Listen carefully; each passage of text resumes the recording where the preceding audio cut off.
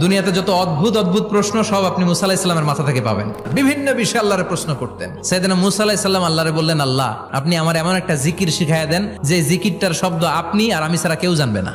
দিনে রাতে সব সময় এই জিকির আমি করব, আপনারে ডাকবো, কিন্তু শর্ত হলো এই জিকিরটা জানবে শুধু আপনি আর জানবো শুধু আমি। আল্লাহ বললেন, মুসা পড়ো লা ইলাহা ইল্লাল্লাহ। মুসা আলাইহিস সালাম কয়, মাবুদ এটা তো জাতীয় জিকির, সবাই জানে। আমি তো চাইছি এক্সেলেন্ট একটা জিকির, কারো কাছে নাই, শুধু আমি জানবো আর আমি পড়বো।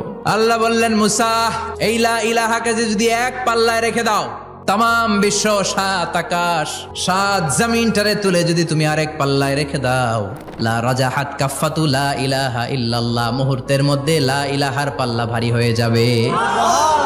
ও মুসা, তুমি যতই এক্সক্লুসিভ জিকির চাও, লা ইলাহার চেয়ে দামি জিকির আমার কাছে নাই।